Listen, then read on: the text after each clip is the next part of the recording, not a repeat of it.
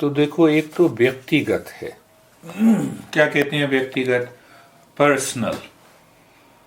हाँ, जैसे गपशप करते हैं ना, no this is my private matter, आपसे डिस्कस नहीं करूंगा, आपको बताऊंगा भी नहीं। व्यक्तिगत, पर्सनल, ये कहां से आया?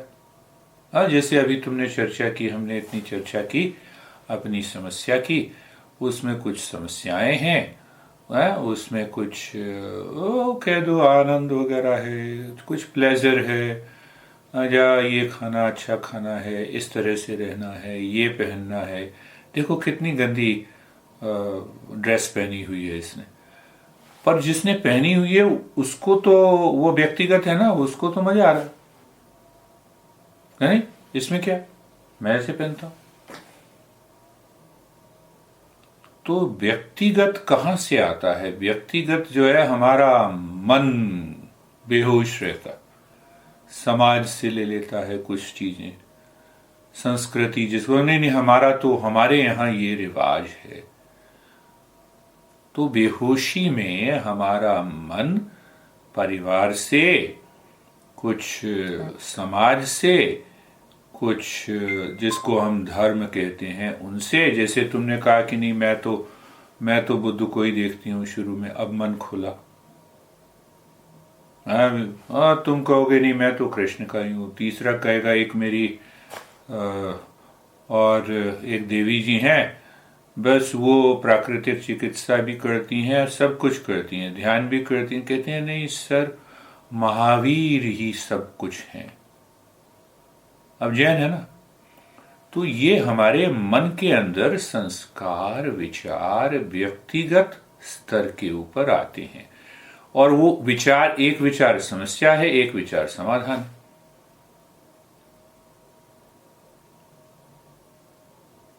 तो पहले हमें इस व्यक्तिगत स्तर को समझना होगा, और व्यक्तिगत स्तर को समझने के लिए क्या करना होगा? अपने विचारों को, अपनी आशाओं को, अपनी इच्छाओं को, अपनी वासनाओं को, सबको देखना होगा। अगर हम इसको नहीं देखेंगे और इसके ऊपर विचार नहीं करेंगे, तो वो जो दुख जो है ना, वो कभी दूर नहीं होने वाला।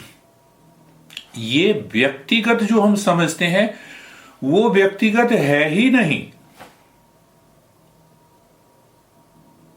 इसकी चर्चा हम बाद में करेंगे। वो तो व्यक्तिगत है ही नहीं, वो तो मन के संस्कार, पुराने जन्म से ऊपर के इस जन्म में आए, कुछ समाज से जुड़े, और कुछ समाज से जुड़ने के बाद हमने अपने विचार बना लिए। देखो धीरे धीरे गहराई से समझ में आ गया। एक तो प्योरली क्या है? व्यक्तिगत। इसी को व्यक्ति और व्यक्तिगत क्यों है, इसी को हम कहते हैं पर्सनैलिटी। और पर्सनैलिटी शब्द कहां से आया? मुखौटा, पर्सोना, यानी हमने विचारों का, संभावनाओं का, अपने संस्कारों का एक मुखौटा पहन रखा है। मुखौटा कभी सत्य नहीं होता, पर हम उस व्यक्तिगत को सत्य मान लेते हैं। और दूसरा जो स्तर है, यहां से साधना, जब हमने पहचान लिया ना ये व्यक्तिगत है, क्या है मेरे जीवन का उद्देश्य, मेरे मन ने क्या कहा, ये 1,00,000 आ जाए बस मैं शांत हो जाऊंगा, 1,000,000 आ जाए बस, एक घर हो जाए, सारे व्यक्तिगत। हमने विचार नहीं किया कि भाई बिल गेट्स के बाद पास भी घर है, क्या वो सुखी है, क्या वो आनंद में है, क्या उसकी सारी समस्याएं दूर हो गई? देखो मैं अभी बात कर रहा था ना, तो मैंने तो वो सिद्धांत अपनाया जीवन में कि पूत कपूत तो क्यों धन संचय, और पूत सपूत तो क्यों धन संचय। अगर बच्चे हो गए ठीक है, होना ठीक है, पर अगर वो गलत निकल गए तो सारे पैसे उड़ा देंगे जितने पैसे जमा किए थे। पूत कपूत तो क्यों धन संचय। और पूत सपूत तो क्यों धन संचय। और अगर बेटा वास्तव में योग्य निकल गया तो धन किस काम का। वो कह रहा ना बेटा पापा आप रखिए, कीप इट, आपको और क्या चाहिए बताइए, लो, उल्टा हो गया। तो ये सारी चीजें व्यक्तिगत हैं। और दूसरा स्तर है, अब इस व्यक्तिगत को जब हम नहीं समझेंगे तो ये मन टेढ़ा बना रहेगा। तो पहले हमने इसको समझा, समझने के बाद अब हमने ज्ञान अर्जित किया, किसका, अध्यात्म का, स्व का, कि अगर ये मुखौटा है तो मेरा असली स्वरूप क्या है। तो मेरा असली स्वरूप क्या है, सच्चिदानंद का। मेरा असली स्वरूप क्या है, 24 घंटे निरंतर आनंद, प्रेम, ज्ञान, वो अंदर बना हुआ है, मुखौटे ने उसको ढका हुआ है।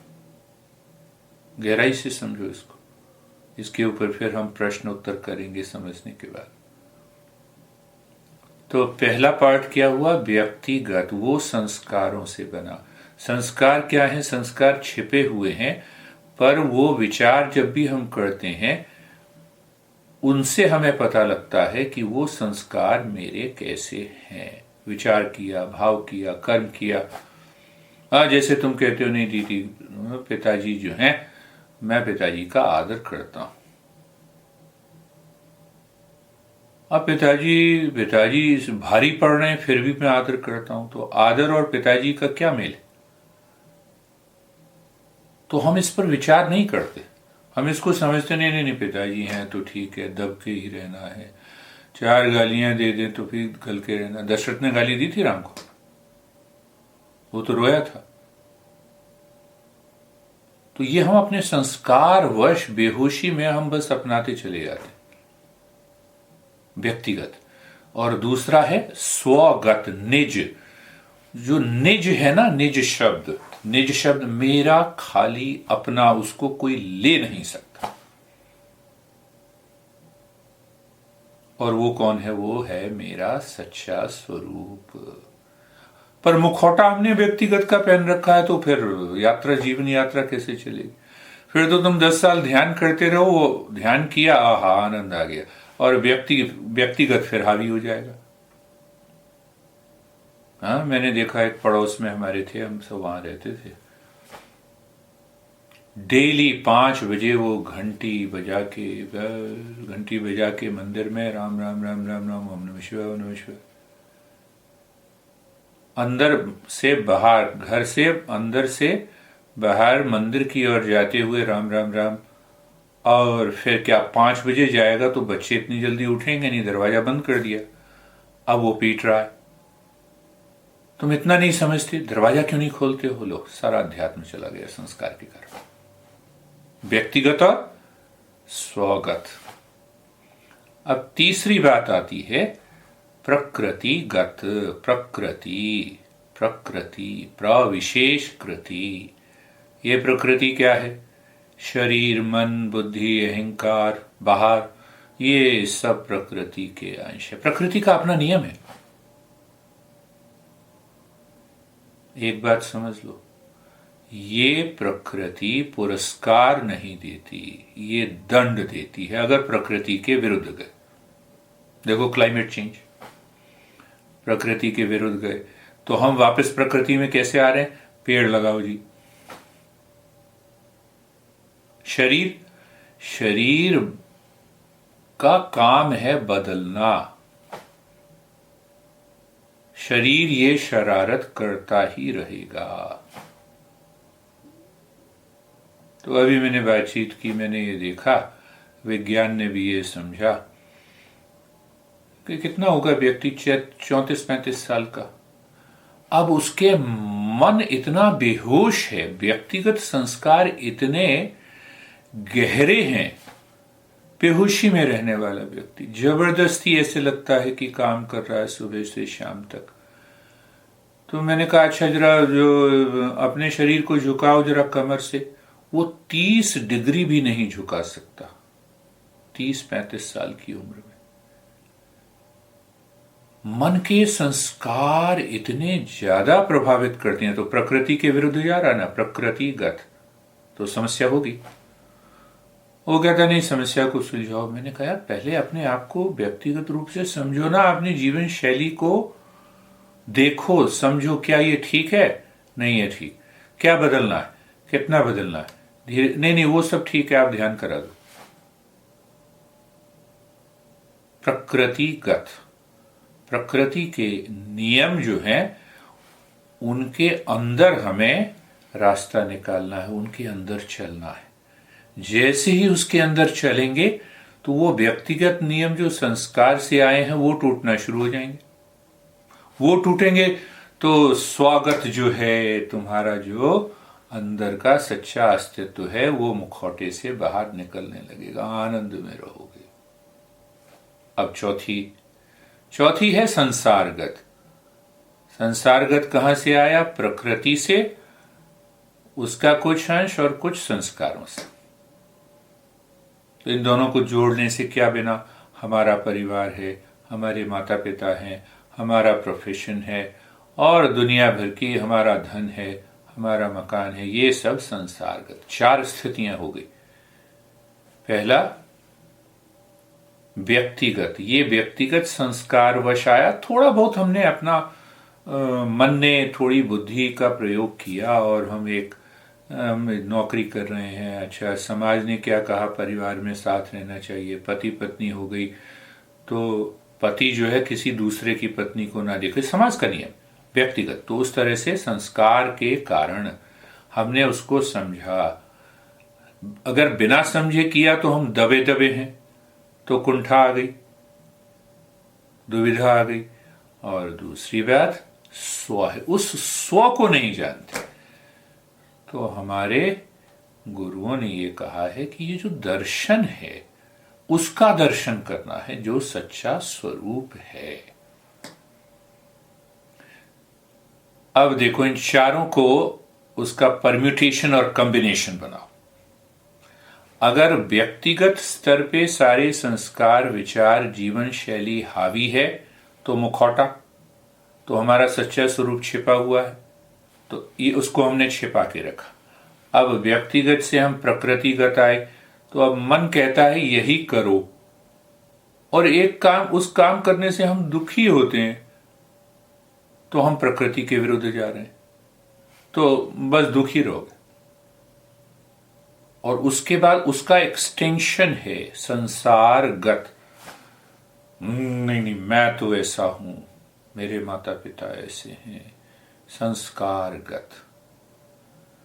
तो देखो मुखौटा हावी है स्वरूप के ऊपर, उसने अपने सच्चे स्वरूप को छिपा रखा है। शांति मेरा स्वभाव है, ज्ञान मेरा स्वभाव है, आनंद मेरा स्वभाव है, पर मैं उस आनंद में नहीं हूं। मैंने बहुत ध्यान किया पर फिर भी आनंद नहीं आया। क्या कारण है? वो व्यक्तिगत जो है वो मेरे ऊपर हावी है। जब तक मैं उसको नहीं तोड़ूंगा, जब तक मैं उस मुखौटे को नहीं हटाऊंगा, आनंद कहां से आएगा? तो अब वो हावी है, व्यक्तिगत मुखौटा हावी है। उस मुखौटे से हम किसको देख रहे हैं? प्रकृति को। क्या मतलब हुआ?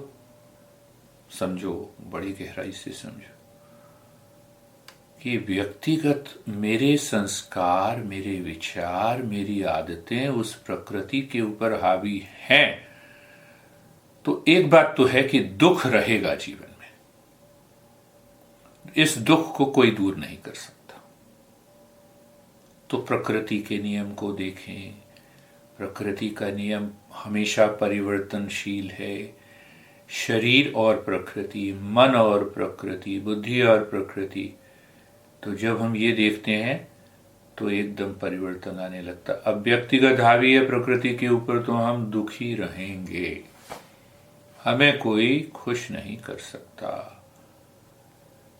क्योंकि वो संस्कारवश ऐसा हो गया। फिर 5 करोड़ रुपए आए, 5 बच्चे हो जाएं, 5 बार शादी कर लें, या और उदाहरण जोड़ते जाओ। और चौथी बात, तो ये मुखौटा हावी है हमारे सच्चे स्वरूप के ऊपर, और उसने अपना विस्तार किया कि नहीं प्रकृति के ऊपर। क्या है जीवन में, बस हम तो बिल्कुल अब पता नहीं भगवान ने क्या कर दिया मेरे जीवन में। भगवान क्यों करेगा भाई? उसकी क्या, उसको तुम्हारी ही पड़ी है कि तुम्हें ही दुख दे? तो जब ऐसा भाव आता है तो हम संसार को देखते हैं। माता पिता यार क्या कहें, कहीं अमीर घर में पैदा हुए होते, अच्छे पिता के घर में पैदा हुए होते, अच्छी माँ होती, ब्ला ब्ला ब्ला ब्ला। तो ये कहाँ से आया? उन्हीं संस्कारों से आया। पैदा होना हमारे बस में नहीं है, मरना हमारे बस में नहीं है। देखो, तो उस संसार को भी हम गलत दृष्टि से देखना शुरू करते हैं। तो उस मुखौटे के अंदर से हम अपने जीवन को चलाते हैं। तो संसार में भी दुखी, प्रकृति भी दंड देती है, सच्चा स्वरूप भी छिपा हुआ है, और ये व्यक्ति अपने आप को समझता है कि मैं 30 मार खाऊं, मैं सब समझता हूं। देखो, आज पिताजी ठीक होते तो मैं और आगे बढ़ गया होता। देखो, बहुत से लोग कहते हैं मुझे आके, नहीं आज मेरी पत्नी ठीक होती, पति ठीक होता, बच्चे ठीक होते। पहले अपने को तो देख लो कि तुम कहां हो। तो ये ध्यान की साधना जो है, उसको शुरुआत कहां से होगी? पहले अपने आप पर विचार करना, भाई मैं कहां हूं। भाई घर जाते हो, नहीं अब घर जाना है, तो तुम्हारे मन को पता रहता है कि मैं अभी ऑफिस में हूं, ऑफिस से घर जाना। तो पहला है कि अपने मन के अंदर विचार करना, मैं क्या चाहता हूं इस जीवन से, क्या जीवन का उद्देश्य है मेरा। तो मन कहेगा अच्छा 5 लाख आ जाए, अच्छा ठीक है आ गए, चलो हम समझते हैं कि आ गए, उसके बाद क्या मैं सुखी हो जाऊंगा? तो धीरे धीरे मन के अंदर आने लगता है कि भाई धन सुख नहीं है। क्या मतलब हुआ? विचार करो कि जो चीनी में मिठास है वो उसका स्वभाव है। क्या धन का स्वभाव शांति है? क्या धन का स्वभाव आनंद है? क्या माता पिता होना आनंद है? ध्यान देना, हर एक चीज में जुड़ना, विचार करना। तो मन के वो संस्कार के ऊपर अटैक होगा, वो अटैक होगा तो मन खुलेगा तो जीवन का परम उद्देश्य की खोज में चला जाएगा।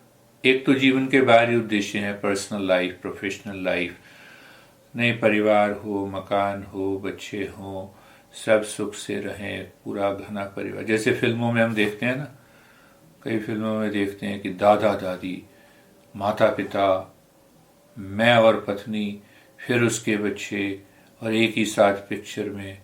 तो मन हमारा करता है ऐसा, ऐसी बात नहीं है, पर उस पर अंदर से विचार करना है कि ये सारे जीवन के सांसारिक उद्देश्य हैं। चौथा पार्ट, पर पहले पार्ट को हम ठीक करें ना, व्यक्तिगत को हम समझें, उन संस्कारों का रेचन करें। तो उनके संस्कारों का जब रेचन करते हैं तभी व्यक्ति, ये हुआ है आप सबके अंदर, इसीलिए तो आप सुन रहे हैं, ये हुआ है। तो अब हम उसको और गहराई से समझ रहे हैं, ये हुआ है तुम दोनों के जीवन में, तुम्हारे जीवन में ये हुआ है, इसी कारण ये सुन रहे हैं, इसी कारण साधना चल रही है। तो अब उसकी हम परतों को बड़ी गहराई से समझ रहे हैं। तो जब ये चलते हैं तब जाके साधना की शुरुआत होती है, तब हमें पता लगता है क्या साधना का क्या मतलब है। साधना का सीधे से मतलब है कि उन चीजों को, उन विचारों को, उन संस्कारों को छोड़ते चले जाना है जो मेरे विकास में, स्व को पहचानने में मदद नहीं करते, और उन संस्कारों को, उन विचारों को, उन साधनाओं को अपनाना अपने जीवन में, जिससे कि मैं अपने स्वरूप को जान सकूं। जितना हम जानेंगे उतनी समस्या दूर भागेगी, और गहराई से जानेंगे उतनी समस्या का समाधान निकलेगा।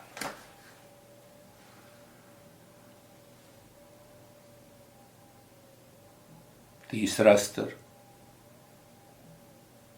तो तीसरा स्तर प्रकृतिगत। गुरुदेव कहते थे कि बड़े बड़े गुरु हुए हैं जो प्रकृति को जीत सकते हैं, पर फिर भी वो प्रकृति के नियमों का पालन हमेशा करते हैं। तो ये एक गहरी समझ जीवन में आ जाती है कि प्रकृति के जो नियम है प्रकृतिगत, उन नियमों का अगर हम पालन करते हैं तो स्व हमेशा, वो जो स्व है वो निज है, जिसको हम ध्यान साधना में कहते हैं कि व्यक्ति जागृत हो गया। हाँ, व्यक्ति क्या हो गया? व्यक्ति मुक्त हो गया। तो वो मुक्त किससे हो जाता है? प्रकृति से मुक्त होते हुए भी वो प्रकृति का पालन करते हैं। अब तीनों बातें हो गई। फिर क्या होगा? संसार अब टेढ़ी खीर नहीं रहा। संसार में अब तुम देखते हो शांति ही शांति। पिताजी ने कुछ कहा, धन्यवाद। पिताजी ने आशीर्वाद दिया तो भी धन्यवाद। उदाहरण के लिए, बॉस ने डांटा, धन्यवाद। अंदर से धन्यवाद, पर बाहर से हम, क्योंकि प्रकृति का पालन कर रहे हैं, हमने सच्चे स्वरूप को जान लिया है, तो हमारी बुद्धि में विवेक इतना आ जाता है कि वो उत्तर देता है। अगर बॉस नाराज भी है तो भी उसका उत्तर शांतिमय होता है, प्रेममय होता है, ज्ञानमय होता है। तो जीवन में सफलता आ जाती है।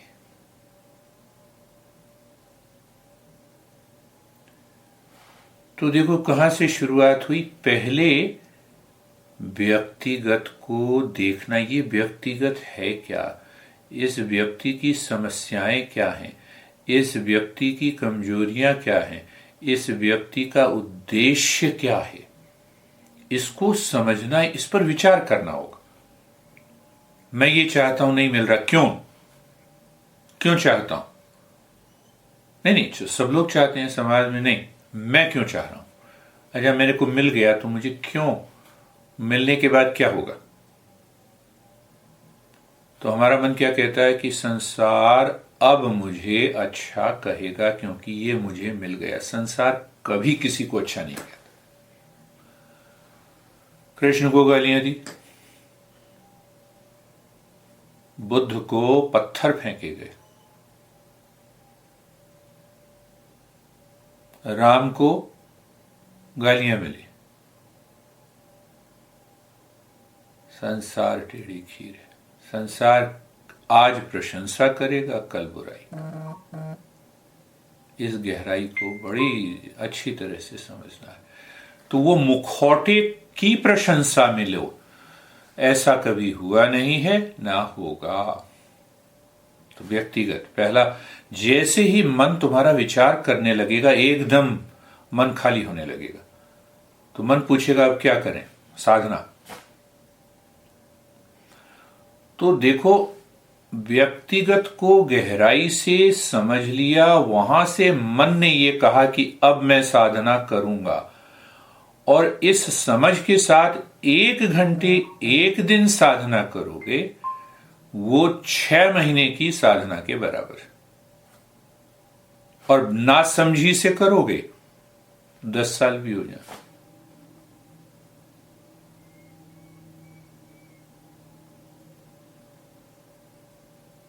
और फिर जैसे ही मुखौटा धीरे धीरे उतारने लगते हैं हम साधना से, तो हमें लगता है कि प्रकृति ने जो हमें दिया है, जो जीवन दिया है, उससे अच्छा जीवन हो नहीं सकता। स्वीकार हो जाता है, समस्या है, स्वीकार है, अब समाधान खोजेंगे।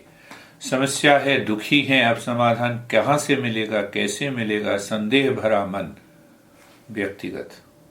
देखो, चारों को मैं बार बार जोड़ रहा हूं, ये बड़ी गहराई से समझना है, इसीलिए हम साधना में सफल नहीं हो पाते। और अब क्या हुआ, मुखौटा उतरने लगा, स्व प्रकट होने लगा। स्व प्रकट होने की उसने प्रकृति के साथ अपना जो उसका स्वाभाविक संबंध है वो बना लिया, और सफलता हमें मिली। संसार भी हमारे लिए साधना का केंद्र बन गया। कुछ समझे प्रभु जी? अब खोल लो, अब प्रश्न पूछो। देखो कहाँ से पकड़ता हूं मैं। अब देखो, मेरे लिए पकड़ना बड़ा आसान है, हमारे गुरुदेव तो थे ही, वो तुरंत एक व्यक्ति कोई कहा उसने पकड़ लिया गहराई। तो हम क्या करते हैं, हम व्यक्तिगत को भूल जाते हैं कि भगवान तू बड़ा दुष्ट है, तूने तो दिया ही नहीं कुछ। या फिर मन ये कहता है नहीं नहीं नहीं भाई, वो तो आप, नहीं सर ऐसा तो हम नहीं कहते, हम तो भगवान को मानते हैं। भगवान कहता है मैं तुम्हें मानता ही नहीं। क्यों नहीं मानता? क्योंकि तुम व्यक्तिगत में फंसे हुए हो, अपने संस्कारों में फंसे हुए हो। तुम मुझे मान के भी नहीं मानते। समझ रहे हो? तुम दोनों अब बुद्धिमान हो इसीलिए मैं कह रहा हूं। देखो, सोचो जरा इस बात, हम मान के भी नहीं मानते। भगवान तुम्हारी इच्छा, मेरी इच्छा ये तुम्हारी हो गई। अब जो तुम्हें करना है, वो कर। मैं अपने मन को खाली रखूंगा, मैं पूरा प्रयास करूंगा। ऐसी अवस्था में फिर हम सब एकदम हो जाते। ईश्वर को देखा तो पहले व्यक्तिगत देखा, मुखौटा पहना हुआ, मन के संस्कार हैं, डर है, उसको हटाना, पहले उसको हटाना। फिर ईश्वर, महावीर, जैन, बुद्ध उसी समय तुम्हारे सामने है। तुम्हें दिखाई नहीं देगा पर तुम्हारे सामने रहेगा। तो वो प्रकृति को ढकेलेगा ना। प्रकृति क्या मतलब? शरीर, मन, बुद्धि, अहंकार। तो वो प्रकृति के अंदर परिवर्तन वही ला सकता, आईवीएफ नहीं ला सकता। अगर उदाहरण लो, परिवर्तन तो वही लाएगा, संकल्प वही लाएगा। फिर बाहर हम करवाएंगे, वो भी करवाएंगे। हमें अंदर से प्रेरणा मिली कि हमें ये करवाना है, तो वो भी करवाएंगे। अंदर से प्रेरणा आई, मन बिल्कुल शांत है, और फिर हमने सारे प्रयास समुचित रूप से बाहर किए, तो परिणाम संसार में आएगा ही। समझ रहे हो ना? चार बातें। व्यक्तिगत, पहले व्यक्तिगत, पीछे संस्कार कैसे भरे हुए हैं, व्यक्तिगत। फिर आता है स्वगत, जो मेरा सच्चा स्वरूप है, वहीं से तो ईश्वर प्रकट होगा। वो प्रकृति को दिशा देगा। ये दिशा एक हो सकती है भी, सुनीता से मिल लिया बातचीत के लिए, एक दिशा हो सकती है, एक दिशा हो सकती है। और फिर संसारगत। अब पूछो, जहां नहीं समझ में आया। व्यक्तिगत, मेरे संस्कार, मेरे विचार, मेरा डर, मेरी इच्छाएं, मेरा दुख, मेरा सुख, मेरी कमियां, मेरी कमजोरियां, मेरे अच्छे गुण, मेरा स्वभाव। देखो, पिताजी का स्वभाव ऐसा है तुम्हारा, मेरे सामने तो वो खूब खुश हो जाते हैं, अच्छा अच्छा अच्छा, नहीं आप हैं, हाथ भी जोड़ लेते हैं। पर व्यक्तिगत रूप से उनका स्वभाव अब वो बदलने वाले नहीं। क्यों नहीं बदलने वाले? क्योंकि उसको उसके ऊपर विचार नहीं कर रहे,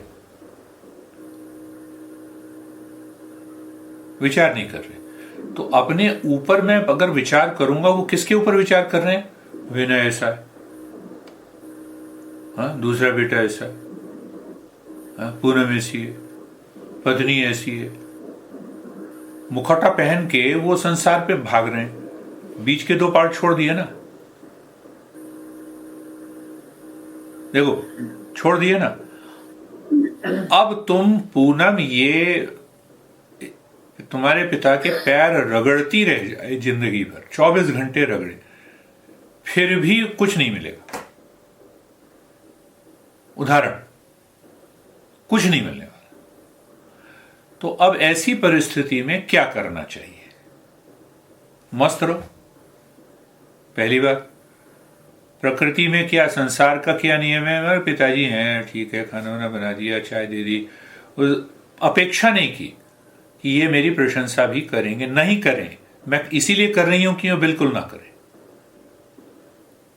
तो मन, हमने व्यक्तिगत रूप से अपने को बदला ना, तो खुश हो गए, अब कोई प्रभाव ही नहीं पड़ा। करते रहो, तुम गालियां देते रहो, हमने तो 2 काम करने हैं, ये काम हमें करना है, ये मेरा स्वभाव है, ये मैं अपने लिए कर रहा हूं। तो अब पूनम के अंदर ही वो संस्कार आ गई, ये काम मैं अपने लिए कर रही हूँ, अपने लिए मैं चाय बना के दे रही हूँ, अपने लिए खाना परोस रही हूँ। किसको दे रही हूँ? पिता महादेव, ठीक। व्यक्तिगत रूप से मुखौटा जिसने पहना हुआ है वो निकालने को तैयार नहीं है, वो कहां से बदलेगा? तो अपेक्षा नहीं रखनी ना, खत्म करो ना झंझट। अपेक्षा नहीं रखनी, अपेक्षा खत्म हो गई तो व्यक्तिगत रूप से मैं बदलने लगा, और मैं बदलने लगा तो हमने अपना मुखौटा उतारना शुरू किया। और जब हमने अपने मुखौटा उतारना शुरू किया तो मन खाली हुआ। मन खाली हुआ तो मन पूछेगा अब क्या? तो अब अपने की खोज करो, फिर प्रकृति के साथ चलो, फिर संसार में वो क्या, सम्यक विचार। बुद्ध कहते हैं सम्यक विचार। पहले सम्यक ज्ञान, सम्यक ज्ञान से क्या आया? सम्यक विचार, सम्यक क्रिया, सम्यक वचन। ये चारों चीजें संसार में जुड़ गए। अब संसार हमें दुखी कर ही नहीं सकता, झंझट खत्म। संसार क्या? बाहरी संसार, तुम दोनों के माता पिता, तुम दोनों के सगे संबंधी, तुम दोनों के दुश्मन, तुम्हारा बिजनेस, तुम्हारा प्रोफेशन। संसार दुखी कर ही नहीं सकता। ऐसी अवस्था जब आ जाती है चित्त की, उसमें सारी इच्छाएं अपने आप पूरी हो जाती हैं, आपको रास्ता मिल जाएगा।